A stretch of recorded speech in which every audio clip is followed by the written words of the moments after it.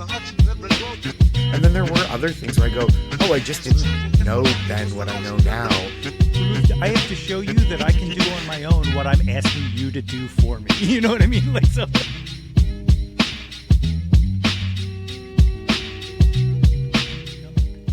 Ladies and gentlemen, I am joined today by the great Josh Gondelman. Josh, thank you for joining me on Yo, That's My Jawn.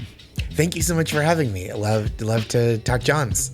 So I'm super excited to talk for multiple reasons. I've been a fan for quite some time, but we actually share something in common. I always like to kind of open things up with something that connects me with the guest, be it how I interact with their creativity or whatnot, or something else. And for us, it's something else. We are both alumni of the Risk podcast. So Oh, that's fun.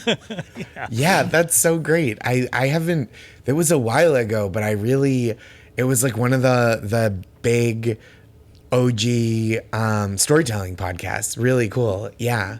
Yeah, I've actually gotten to go on there. I think I did my second live performance earlier this year that hasn't aired yet. But cool. But I've been on there like 2 or 3 times, and awesome. Always a good time. Yeah, Kevin's great and the whole team. Yeah, so that was like one of the first podcasts I ever got into. So like to be able to full circle come and tell some stories on there, it felt super cool. That's awesome. That's the best. The first story I told, the listeners probably know this, but the first story I told was finding out in 2023 through a Black Friday 23andMe deal that my father is not my biological father. Whoa. Yeah. Wow. And like he had passed away a few years before that. My mom had passed away 20 some years ago. So I didn't have anybody to kind of bounce that off of. Yeah. And so I just told it on stage instead. Cool. Yeah. I understand that impulse well. Right. You know, I always said I always felt more comfortable telling personal things to like a stranger in a bar. And this being one of the most personal things, I told 2 million of people across the world. Absolutely. Scale it up. That's exactly right. So I always like to start things off in the very beginning. Tell me a little bit about yourself growing up. Where did you grow up? Yeah, I grew up in Stoneham, Massachusetts. It is a little town, about 23,000 people, I think, when I was growing up there, just outside Boston. And it very, very suburban, like the kind of place where, like in the afternoons after school, we would go to the parking lot behind the shopping center and just like see what was flammable. Yeah. Just like shithead teenager stuff. Yeah. Oh, for sure. What was going on around the house? Like, was there a lot of comedy around the house, or? Yeah, my parents liked I was exposed to comedy from a young age for sure. My dad would play me like records. We had like Smothers Brothers and stuff, and they were always both my parents were very encouraging about like listening to and enjoying comedy. We would watch like they were also though a little protective about certain things, like in terms of so Nancy Kerrigan, the figure skater, is from my hometown, and she hosted Saturday Night Live. And my parents, when she hosted, I must have been like 8 or 9, and so they would like they watched it before me and then would fast forward through the stuff that was inappropriate in their minds. So like it was a lot of that kind of thing. So they were like encouraging. They were like, oh, we like that this kind of lights up your brain and that you have fun with it, but also it wasn't just like go wild. And then when I started being able to, when I had like, a little walking around money from holidays and allowance and stuff and babysitting or whatever, my tween and teen years, I would go, I bought comedy records were really, or CDs at that point. And that was really big for me. Actually, you know what? I jumped a step. The big kind of cache of early comedy records for me were, my dad was a member of the BMG Music Club. Do you remember that? Yeah. Oh my God. You could get like, the deal was like, oh, you get essentially your first 12 CDs for a penny plus shipping and handling. And so he let me, and maybe my sister too, who was a little younger, pick a bunch of stuff that was just like for me. And then he was subscribed to the monthly subscription service. And I believe I might be leaving something out. No, I think this is it. It was Jeff Foxworthy's "You Might Be a Redneck" album, which is huge, went multi-platinum. Yeah, for sure. People don't remember that. It was like a big seller. Ellen DeGeneres's album, I forget the name of it, but she's like floating in a bowl of alphabet soup on the cover. A Monty Python big double cassette. These are all cassettes at this point. And then at my dad's suggestion, Bill Cosby's Greatest Hits, which, it's like fraught to talk about now, but it was very formative.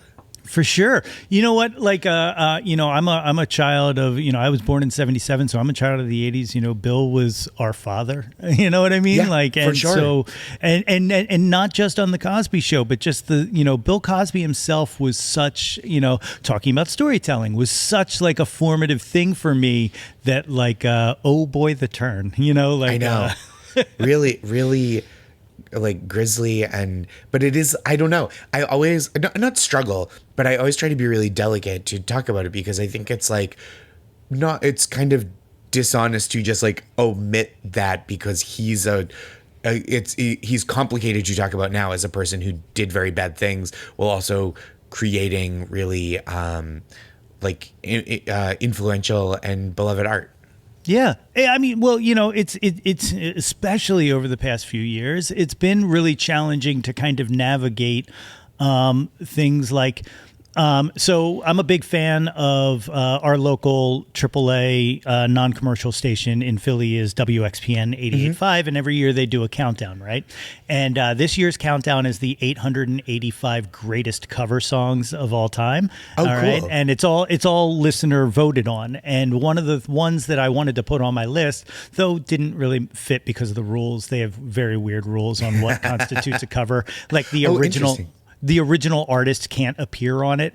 So that negated what was going to be one of my top 3 picks would have been the Run DMC Walk This Way. Right. Okay. Which is huge. Yeah, for sure. But, Steven Tyler and Joe Perry are both on that. And then on top of that, I don't know how much of Steven Tyler's book you've heard about, but I don't necessarily want to talk about Steven Tyler ever again. You know what I mean? Yeah. Like, it's really tough. And I think there's a difference between like, the way people talk about separating the art from the artist, in quotes, because I don't think you can. I do think it is possible to discuss the art and also the artist, but it just makes it there's a more delicate and layered conversation that has to happen. And I totally understand when I think there are artists whose work meant a lot to me. I'm not listening to Bill Cosby's Greatest Hits now, right. 2025, but I think to talk about that, or like to talk about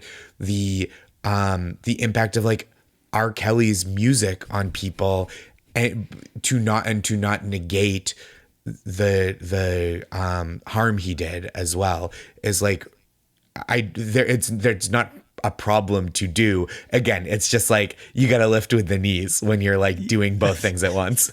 It's so true. It's so true. It's funny because, we were talking about risk. The last story I told was about something that, which is quite possibly the most noteworthy thing I ever created, is something that I never really talk about, because I created it when I was like 18, around there. And it was like, but it got written up in like the Washington Post. It got, Complex Magazine had talked about it and stuff like that. But it was a website called Cartoon Girls I Want to Nail, and it was just real in detail satire things I wanted to do to cartoon characters, essentially, right? But like going back and reading it in 2025, like that was me, you know what I mean? It's not like even experiencing something that somebody else did, like, and the whole risk piece was me trying to reconcile that, and so like, doing that with, somebody else's art is one thing, but doing it with my own art has been something very weird. You know what I mean? Like, because one of the things I talk about was like, I was, I'm Gen X. So like, I'm like the edgelord kind of humor was everything, like it was all about pushing the bounds and stuff like that. And like, and I also think that you can do stuff that even feels fairly mainstream at the time. Not that there's no pushback against something or no dissenting opinion, but like you do really have to kind of ultimately, as I'm getting older, I'm like, oh, you really have to be your own barometer of what is like good and thoughtful art. And because even when something is firmly within the mainstream, 10, 15, 20 years later, you might go, oh gosh, I can't believe that this is what I was putting out into the world. And I certainly have stand-up jokes from the beginning of my career where I go, you know what? Even some stuff that I'm like, I didn't stand behind this. This was like trying to skate by with things that audiences would like rather than something that feels meaningful to me. And then there were other things where I go, oh, I just didn't know then what I know now. And I hope that I didn't do harm to anyone with my art or like Right. cause people to be upset and like and to track that growth in myself. It's like a really I think that is like kind of the thing to do, right? Is to like look back and go like how have I changed? How can I continue to like make work that I feel proud of on all those different levels? Yeah, and like I think that's one of the big things that I think differentiates it. And you've done it, I've done it. Is the own acknowledgement and acceptance and kind of reconciling that, as opposed to like somebody calling it out and then you going, it was fucking different times. Get over it. You know what I mean? Like, because it can be both, right? Like right. It can be a different time. You go, oh, this felt like it was something that was allowable or even like good, not even just like, oh, I could get away with it, but this didn't feel wrong. And then you go, oh, yeah, for sure. I understand like what about what I said or did, even though nobody was like telling me to tap the brakes, what I could have known then and what I certainly do know now. Yeah. Yeah. I think that's like, and like, what else are you going to do? Because otherwise, right, like you said, you just kind of dig in and then you never like feel growth. You never experience growth and change. Yeah. For me, like one of the things that really helped me was somebody that I admire greatly was like, this is kind of gross. And it was the first time like I stopped and I was like, oh shit, like that wasn't my intent. My intent was to make someone laugh. Yeah. You know what I mean? Like, and if it like, even just getting that reaction, like I didn't have the initial, like you just didn't get it. Like Right. because it was somebody I admired. Yeah. I was like, oh no, like, and Yeah. I don't know. Like it's really weird to navigate. Like how do, like, you're someone who, is I think very open to kind of self-reflection and stuff like that. How do you go about like in the moment now? What has your process changed at all writing? Like, is there anything that you would write currently that you kind of? Yeah. I mean, I think I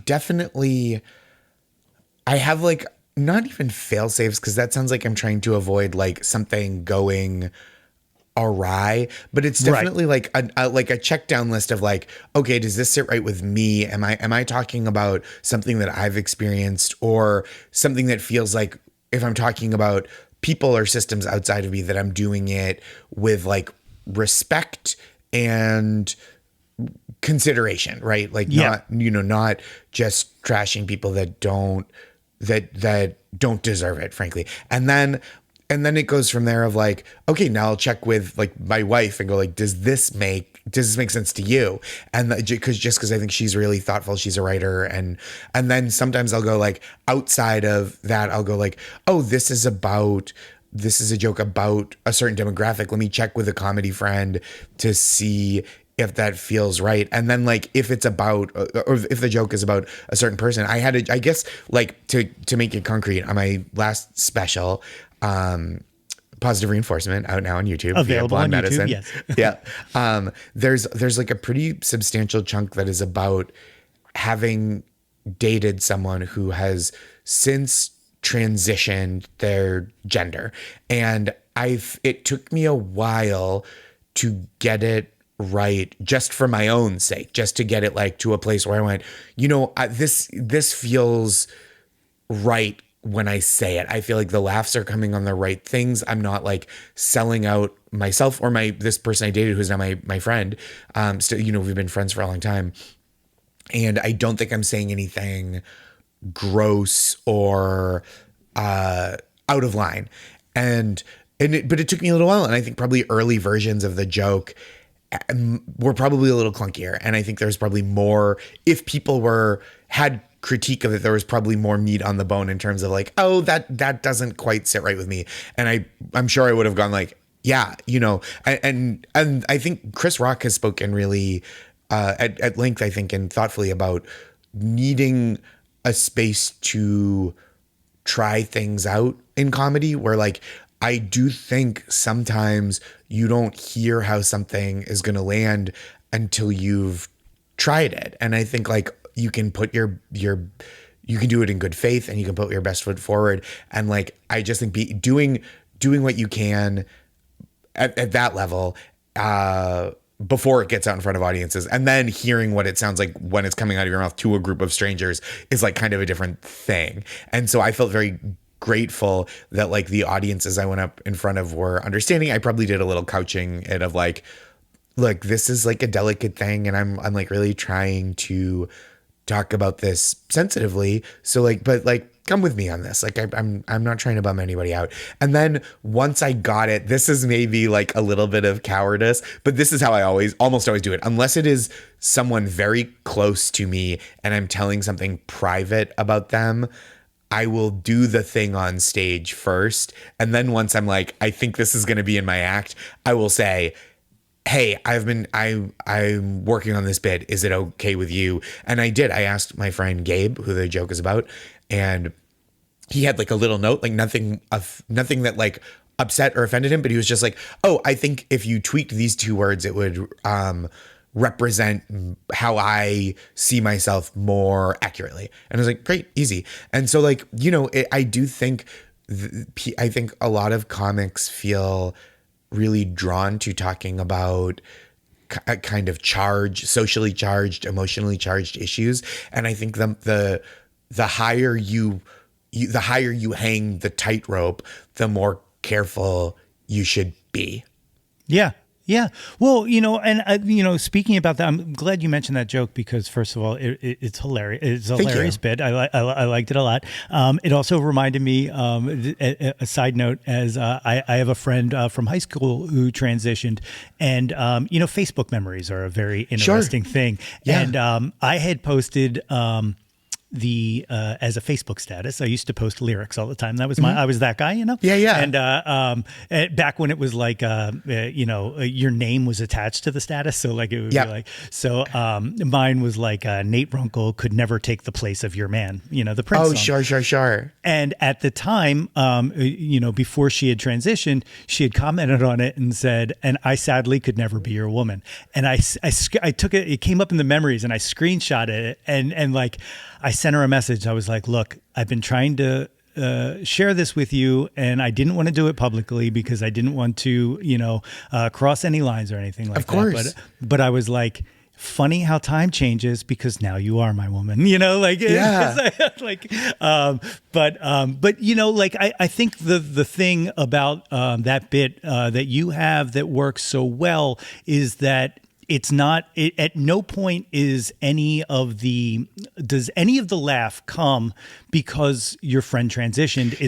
It's all self-directed. And I think like that's one of the things that a lot of comedians kind of, the hack comedians, when I say a lot of comedians, I don't want to be like the comedy. No, but I think there's a lot of kind of, not looking outward without looking inward. You know what I mean? And I think like the looking inward, and this was like, I think there's the bit itself, my real goal, like my kind of guiding light when I was writing it was like, I didn't want it to feel like there was an implicit like no homo as part of it. Right. Yeah. Yeah. To use kind of a crude term, because that's like the feeling that I was like trying to avoid. That is like, I don't want it to feel like I'm holding this person who I care about very much and who is my friend, like at arm's length, and being like,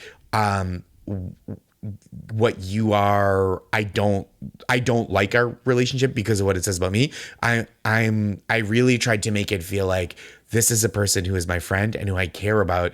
And again, it is like I kind of right where we started this conversation of like, I am trying to delicately negotiate with myself how I express this, because there are, you know, there are ways to like honor who a person is, and then there are ways to kind of like take too much ownership of your relationship Yes. to that. And so I'm like, the joke is basically about not wanting to like claim extra credit where extra credit is not deserved. And so like, I don't know. I think that is, I feel really obligated to do that. And I think it makes the work better. Like I was just talking to a friend the other day about, my friend Kath Barbadoro had posted something, I think on Blue Sky, about like conservative, like big C conservative comedians versus like libertarian leaning comedians.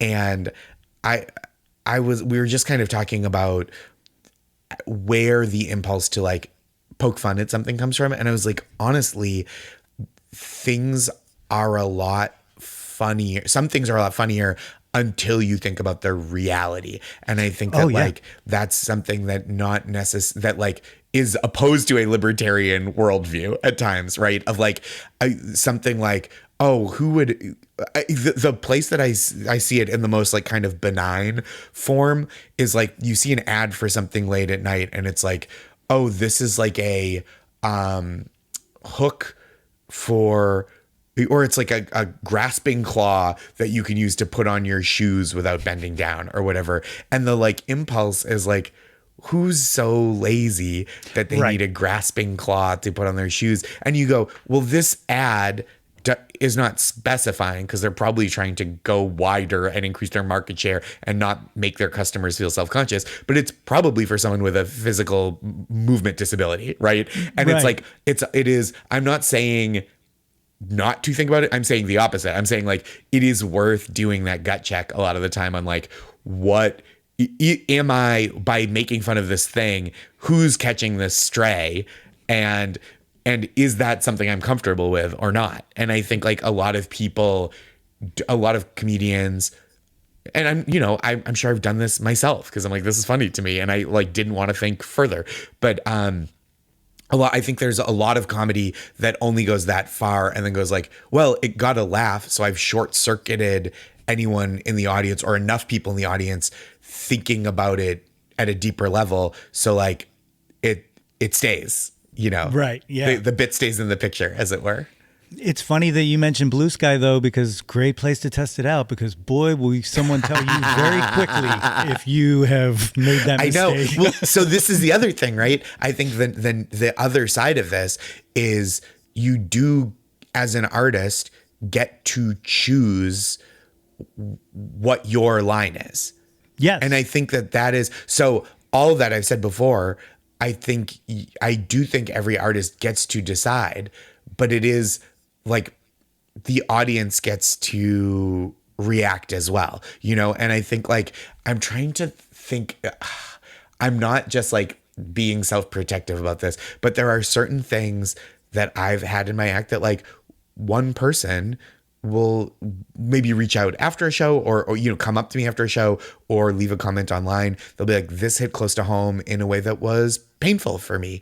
And then I have to go like, okay, do I know, like, this is a silly example, like, do I know enough people who have died by falling out of a plane and their parachute didn't open that I can't make that a joke? Like, is this something that is either a big enough problem in the world that it's like making fun of a thing that's like actively harming people, or is this just a subgroup of the general population that is vast enough that it's gonna, like, in every audience there's gonna be 10 people who go, oh man, like my dad, and so I think that's, but then you also get to go, I really feel for you, and I'm sorry you had that experience, and I didn't mean to like dredge up those bad feelings, but like, you don't always have to go, and that means that I'm not going to use this as humor in the future.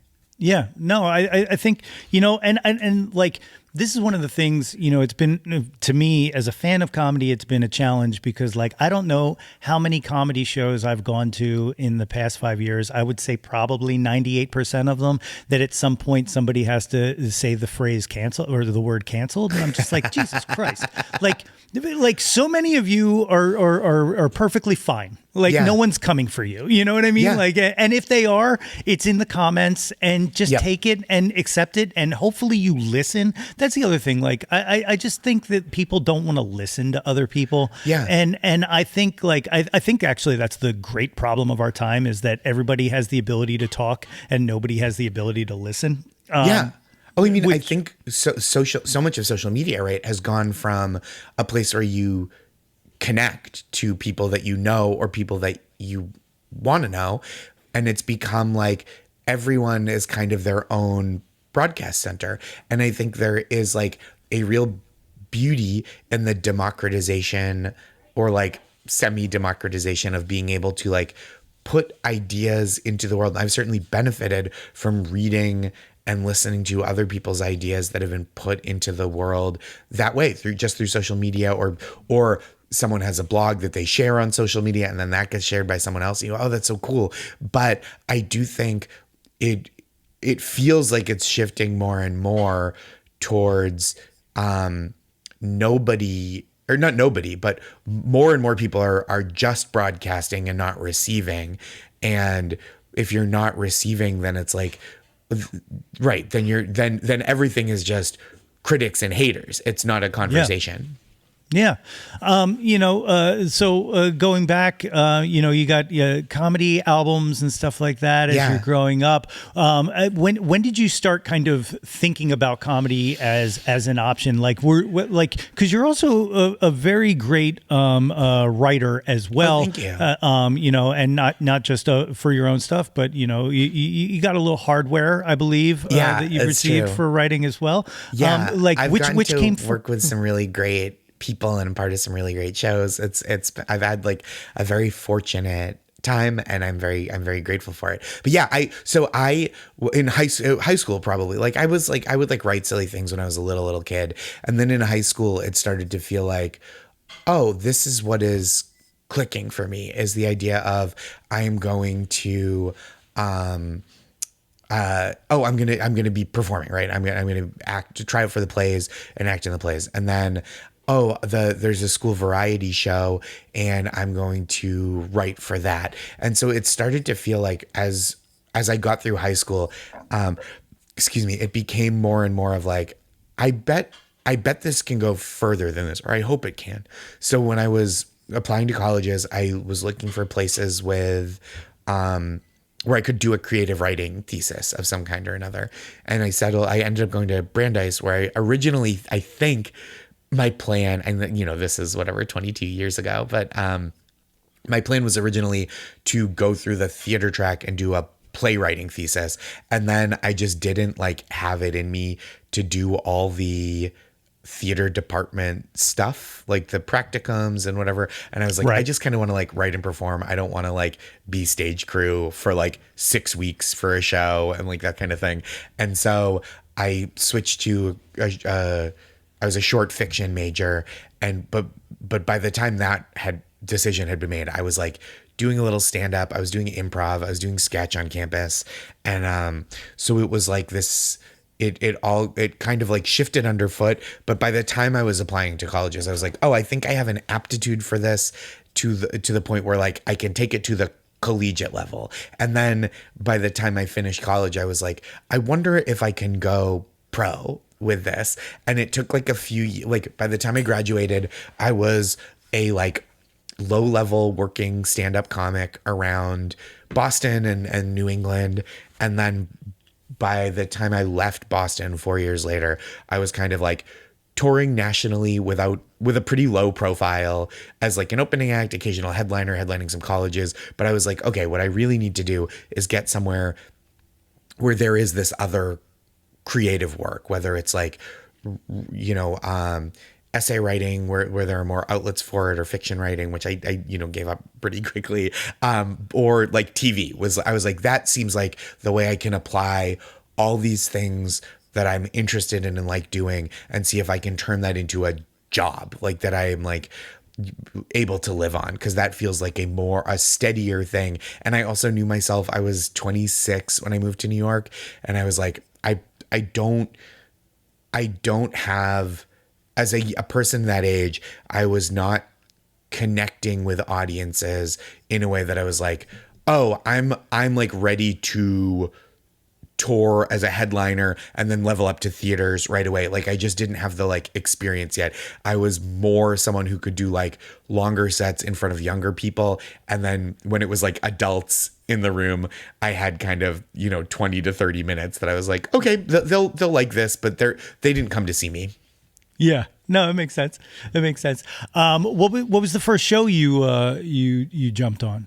At my first show that I wrote on was I was credited as a creative consultant for one of the later seasons of Billy on the Street with Billy Eichner. Oh, okay. And I did like 2 days of extremely freelance, or like it was just like from home. I had sent in a submission packet of like, here's what I think would be cool in the show. And then they brought me in to interview with Billy, which was great. And then he was like, we'll use you for something, unclear what. And then as they got to the end of the season, I got the call that was like, hey, we have this big list of like needs before we go out and shoot these last batch of episodes. Can you turn this around in 2 days? And it was like $300, I think, to do this. But I was like, okay, I'm on the board. Like, this is like, this means there might be more. I'm not like shut out any longer because it had been like 6 months this was in 2013. And I think I did like submission materials that year for like 18 shows when there were like more late night and format shows. And I think people left stuff more often and like more stuff was popping up. And it's like a chillier time for this kind of work in the industry. But at that time there were like, oh, the True TV has this prank show that they want you to submit for, or that they would take a submission for. And like there were The Daily Show and The Colbert Report and Letterman, so I was like sending stuff to all these shows through, I just signed with a manager. And so Billy was the first thing. And then the first place I caught on full time was I got hired to do the social and digital. I applied as a writer, got hired to do the social and digital stuff at Last Week Tonight with John Oliver when they were just starting up. So I did that for a year. And then after the first year, they got they could expand their budget for the writer's room, and they brought me into the writer's room. It's awesome. And then, of course, some that's what, we joked about hardware, some Emmy award winning stuff in there. Let me ask you a question. You are the second person on this show who has some connection to Last Week Tonight, though the last guest was Dave Hill, whose music the theme song with Valley Lodge. Yeah, exactly. But let me ask you this question, because I know John gets it a lot. Do you like Last Week Tonight, Daily Show, stuff like that? You take that as journalism, don't you? Like, I know they don't like to call themselves journalists, but to me, I find like there's, unless we create a new word that's in between, like, because it doesn't come across as entertainment to me, because it is, infotainment or whatever. I hate that word. Let's find a better one. But you know what I mean? Like, because I think the Last Week Tonight's writer's room probably has a stronger ethics code than a lot of the major news networks right now. Yeah, I mean, so I think the way I've always thought of it is like, I'm a comedy writer, but I really wanted to get the story right, especially working there. That was like a big part of the job, was to like get it as accurate as you could. And there's a big research staff and a big staff of segment producers that worked with culling footage and digging up the kind of video packages that you would see, over John's shoulder and then full screen, and a research team that would look into studies and like really make sure that we all were understanding things well. And like the comedy writers did and do a lot of reading and digesting of all this material, and like looking through and like digging up our own stuff where maybe there were some gaps or like sources that we really like to go to. But like I saw myself as like comedian, comedy writer who wants to do a good job again, going back to what we were talking about earlier, representing the story accurately instead of just doing the thing that is like, here's the funniest version, but it relies on some like misperceptions and misconceptions and some sleight of hand in that way, rather than like, okay, we're going to really understand or do our best to really understand what we're describing and illuminating for people in a funny way. Yeah, well, I mean, like, and this goes through. This stands the test of time. I find that everybody likes to say, oh, the comedians are the truth tellers and stuff like that. Well, again, going back to the hack people, but I truly believe that that it like those shows are morally important, especially now, because the lines have been blurred so deeply in kind of a decorum sense. Yeah. You know what I mean? So I don't think that those shows rose to journalism. I think they just met the time. Do you know what I mean? I do. And I think like the service that, Jon Stewart was such a huge influence and inspiration for me when I was younger, and still like I really enjoy a lot of what he's been doing back on The Daily Show. And I think something that he brought to comedy was helping people feel like not just validated, because validated just means what you think is right, but helping people feel stable when the news feels so chaotic and stressful and painful to read. And he put a lens on it that was like, if this feels crazy to you, you're not crazy. It is the thing, and I'm going to poke at what makes it feel crazy. Or if this feels dark to you, you're right. And then here's the side of it that like lets you get to sleep at night and not just think about it. And like, I think that is the real service of that kind of show, is that it just like, it can reach an audience and help you understand the world in a way that like you feel like you have your feet underneath you, because it makes it palatable. I don't think it's necessarily, it's certainly not replacing journalism, because it's really standing on the shoulders of the journalistic work that it's based on. But it is like like an emotional cheat sheet, and sometimes an intellectual cheat sheet for like, this is the thing you're hearing about. And like, this is a lens on it that lets you get your arms around it in a way that maybe you didn't have them before, because it was too emotionally daunting, or just like was presented in a way that was complicated for the sake of making it seem complicated. Yeah, definitely. Jumping around, because I absolutely want to be mindful of the time. So positive reinforcement, we talked about it, available now on YouTube, is your latest special, which specifically is something I wanted to ask about, which is the YouTube release, because I noticed this is the common trend. Financially, is this where we're at, that we all have to just kind of release things on our own now? Like, have we been left to as musicians, as filmmakers, as quote unquote content creators, like, and I don't mean that like it's a bad thing. I just mean like, is this where we are? Is this, is it what makes the most sense? Or I think it's like this double-sided, double-edged blade, where it felt like, and I started stand-up in 2004 when I was in college, and it's like that was before YouTube existed.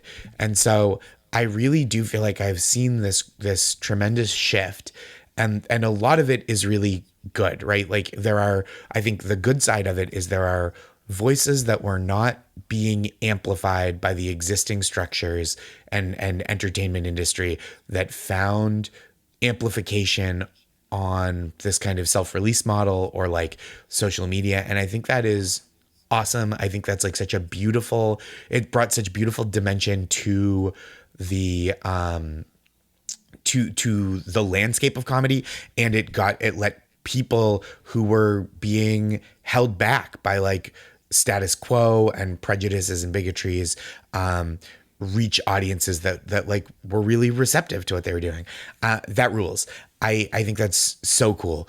And then on the other side, it's like, oh, now that the bigger companies, the studios and stuff seem to be having trouble catching up to the new reality of media and like what it is, and they're competing with not just each other but TikTok and YouTube and Instagram Reels and all of that. I think that what's happened now is that instead of saying here's a tool for, or a set of tools for sharing your work widely and catching, and maybe it'll catch the attention of the mainstream stuff, and you'll prove that what you've done is undeniable. Now it's like, not only do you have to, in many cases, have to show that you're doing this work on your own, but there's also this imperative to be like, it has to be to appear financially viable Right. on its own without intervention from these other companies. And so like we've gotten to a point, sorry, the doorbell rang and my dog is going wild. So we've gotten to a point where I think like you really have to show, like, you have to be the engine that is driving these, like I think they, entertainment industry always loved stars, but now it's like, no, you have to be a star before, not even just like, oh, we can make you a star. It's like, no, you go make you a star, right, before we give you the budget to do the thing that used to be like, we were the only ones that could do that at all. Yeah, it is wild to me because like I think about like, kind of in that conversation, like what, like I have to show you that I can do on my own what I'm asking you to do for yes, me. Correct. You know what That's I mean? a great way to put it. Totally. And it's like, musicians have to show that their music can like spread virally from their own, or spread organically through their own release before a label is, I think Halsey, the singer-songwriter, had that recently, where a couple of years ago, where she was saying like, yeah, my label isn't going to put out this new album until something has gone viral from it. And it's like, so there's no like upfront investment. There's no, you're not getting a push until you kind of don't need the push, which again, that's always existed in various forms, right? Of like, oh, the person that's in demand is the person that doesn't need all this work. Right. But now it feels like that you hit that point earlier and earlier where it's like, sorry, we're not going to hire you for this or book you for this or produce this thing with you until you're not just adding like ability credentials, but also like numerically showing that you're bringing eyeballs to us. And it's like, well, that's, if you're not bringing the eyeballs, you're essentially just giving me a loan with bad rates to make something. That's right. You know what I mean? Yeah. Yeah, it's wild too because, like, I had this conversation with a filmmaker recently, and when I say recently, it was probably last year because time's a flat circle and whatnot. But like that, like, no one wants to take risks. Like, yes, no one. Sure. There's no risk whatsoever, and like that's like I don't know what happened. Well, I do know it was a corporate move of everybody, and everybody wants perpetual growth and yada yada yada. Yes. But like we used to have such a bankroll that like you could take a risk on something and, well, it didn't work, but let's work it and see if we can make it work. You know what I mean? And it feels like the kind of Moneyball approach, like the baseball analytics approach, where it's like not just analyzing things that you think people would like, but going like, okay, well, the big outcomes, right, are like a home run. That's what we're going for. Swings are designed to hit home runs.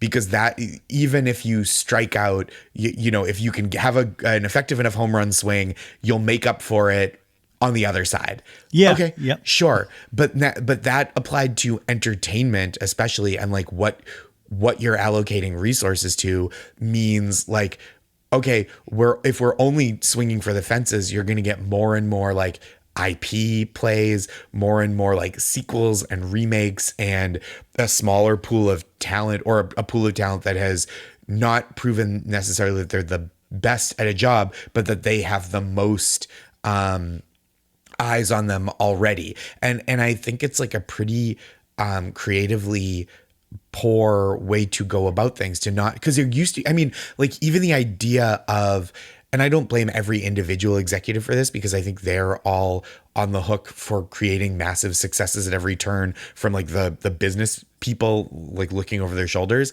But there used to be executives, like you'd hear the stories that you'd hear about executives were like, this person believed in this project and they pushed it when no one else would.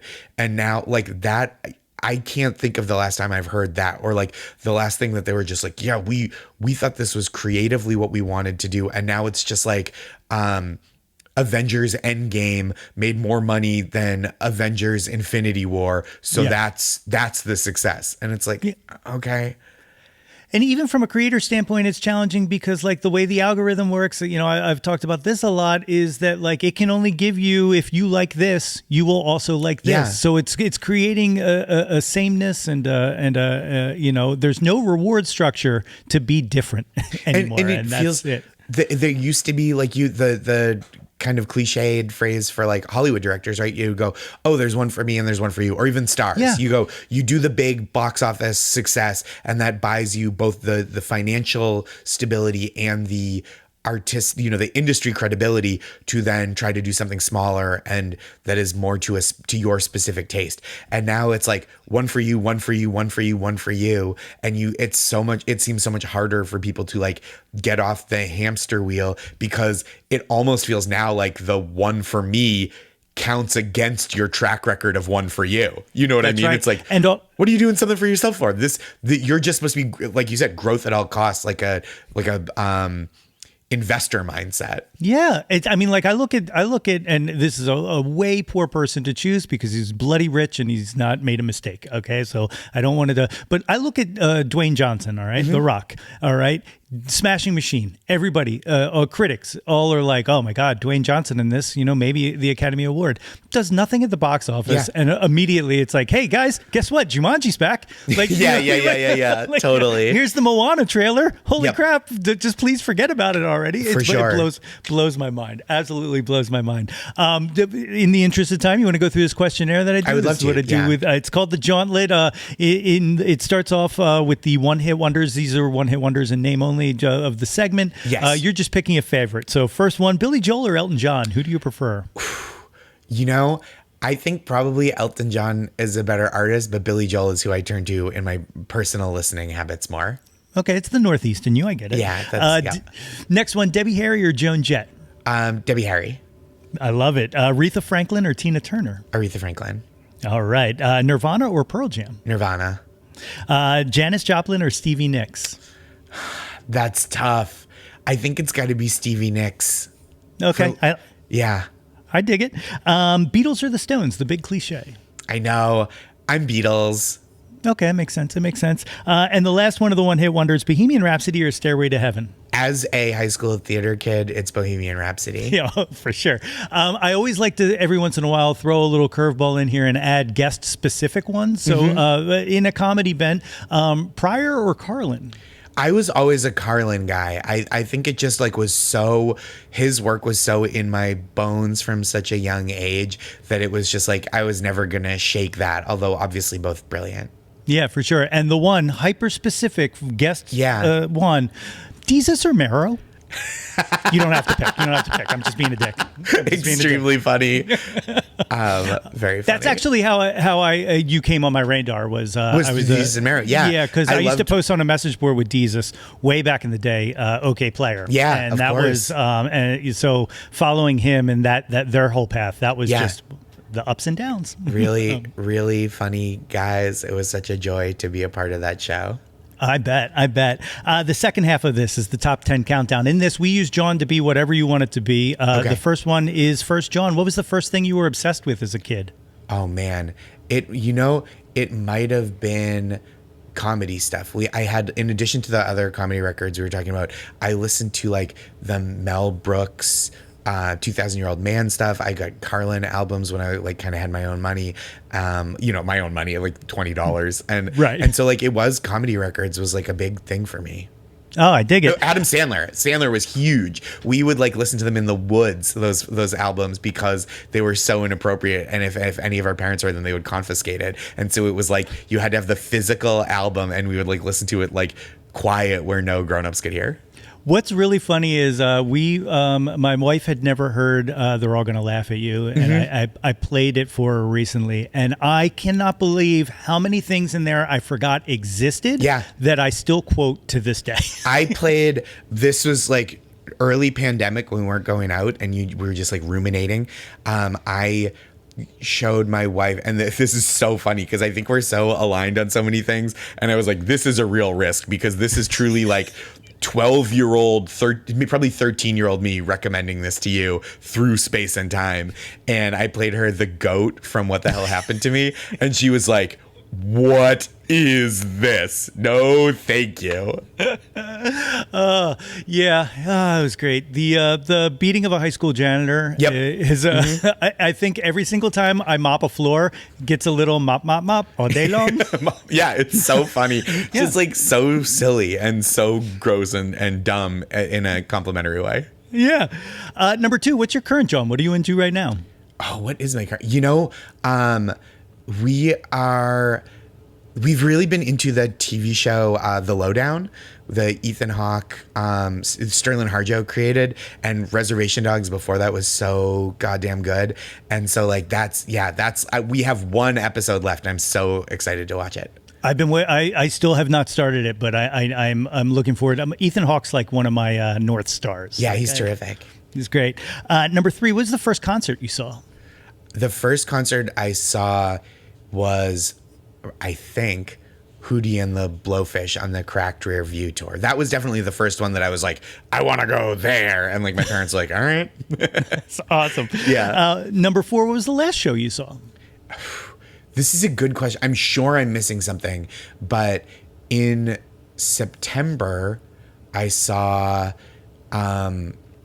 Pup and Jeff Rosenstock in Echo Astral. Oh, very cool. And I saw them at the Paramount in Brooklyn, and then I was in Boston for some work stuff while they were on tour in Boston. I saw the Boston show too. Very cool. That's awesome. That was 4. Number 5, what was your favorite concert you ever saw? Ooh, I would say one of my favorite. I've seen the Roots a few times, and they're just so wonderful live. And so I've seen them. I went to the Roots picnic the one time they did it. I think the one time they did it in New York City. And D'Angelo was one of the headliners, and that was pretty spectacular. I went with my wife Maris. I think it was before we were married.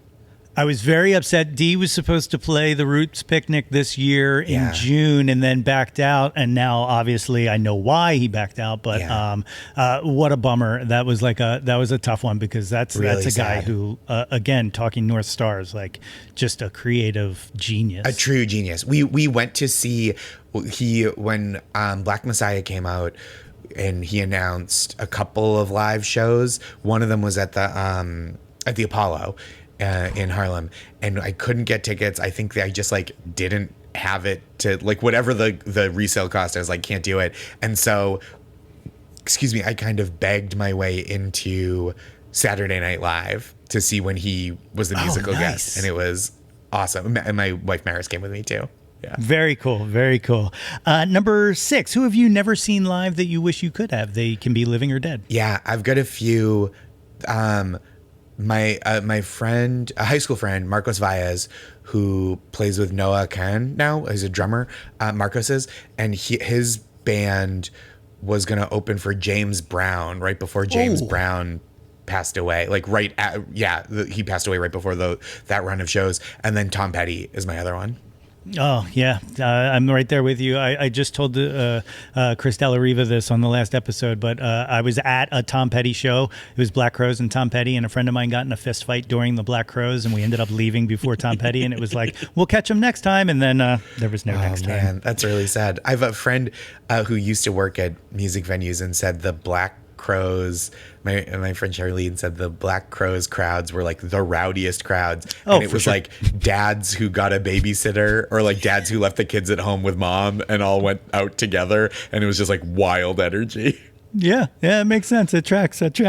Number 7, name an unappreciated Jawn, something you wish people paid more attention to. This is widely beloved. This might be a cheat because it's widely beloved, but I feel like there's a new generation. I think I would like to see some kind of like renaissance of the work of Mitch Hedberg.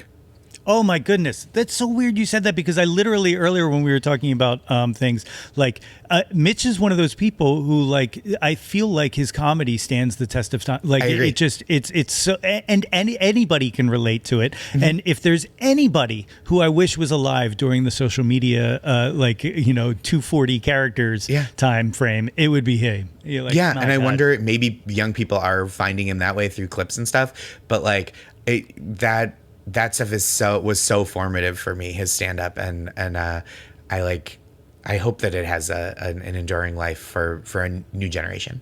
Yeah, it's so tight, so good. Great answer. Number 8, favorite album.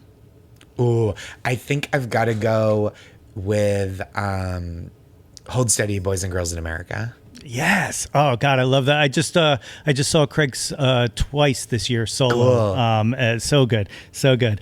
Number 9, name an artist whose output you'll consume anything they release. Man, I'm always so excited when there's like so many. I'm such a creature of habit, and I like really love what I love. But like I always get so hyped when Laura Stevenson puts out new music. Oh yeah, great Yeah. answer. Great answer. The 10th and final of the top 10 countdown. What is your favorite Jawn of all time? Can be whatever you want it to be. Oh my gosh, my favorite Jawn of all time. This is a good question. Okay, this is conceptual, but this is it. It's when you're hanging out with friends and you realize that it's like 3 hours later than you expected. And it's like, doesn't have to be because of controlled substances. It could truly just be like you're really getting into it over lunch, and you're just like, whoa, oh shoot, I'm like 2 hours late. That's the best. That's my shit. That is awesome. That's a perfect answer.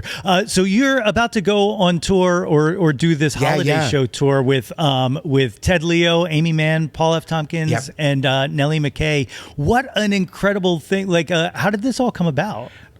Ted and Amy I think it's been Ted and Amy. Amy has done it, I know, for years, and Ted has been there at least almost the whole time. And Paul has done these shows almost the whole time. And sometimes they're just like a few nights at Largo in Los Angeles, and sometimes it's an East Coast tour. I got asked to do it. I think I've told Amy this, but we kind of knew each other through the internet a little bit, and I was on the road a few years ago, and I got an email from Amy Mann that said an impossible request. That was like the heading, and I truly thought it was a political fundraising email, almost just marked as read, and went on with my day. And then I opened it, and Amy, a bunch of people had gotten sick. This was like 2022, and a bunch of people that were part of the show had gotten COVID. And she said, look, we have the show, everybody's sick. Will you come and sub in in this sketch for us? And I said, I'm out of town tonight, but I'll be back for the rest of this run if you want me. And she was like, yeah, please, that would be so helpful. So I did a few shows, and then after that and I knew Ted a little bit more, from just like, he's, in the world, he's like one of my favorite musicians forever. Both of them really incredible. And so I worked with Amy a couple times in between. Like, we were on Jonathan Colton's Joko cruise together twice. And then she was like, last year, she said, why don't you join us for this tour? We're doing, I think, probably 7 cities. And I was like, great. Oh, that's so fun. And then this year, I didn't know what shape it was going to take this year, or whether I would be invited back.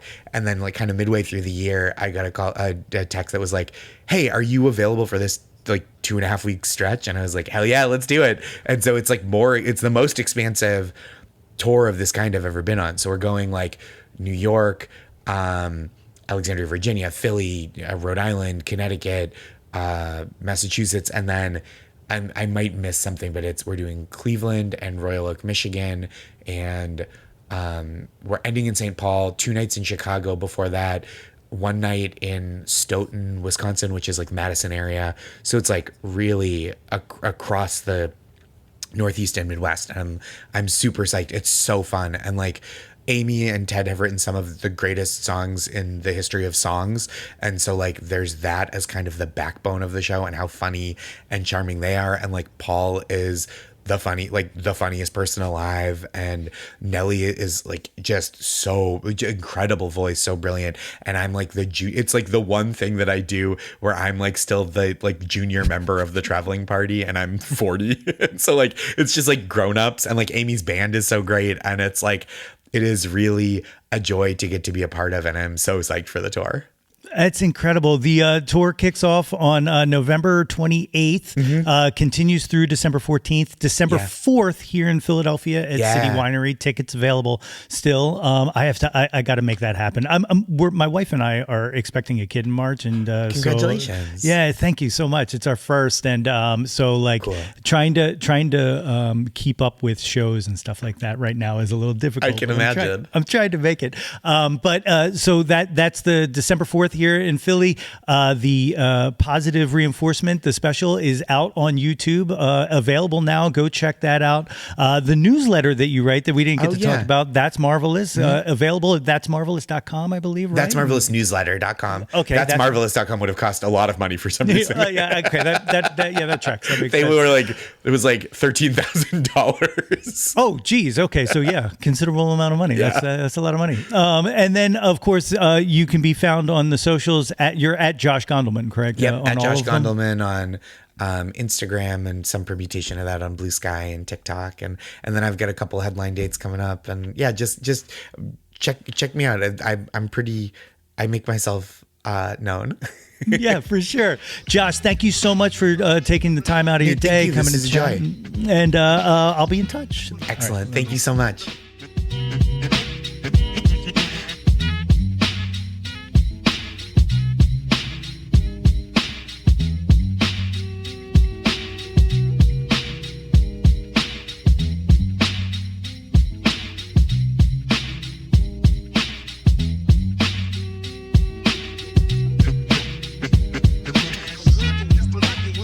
Never go.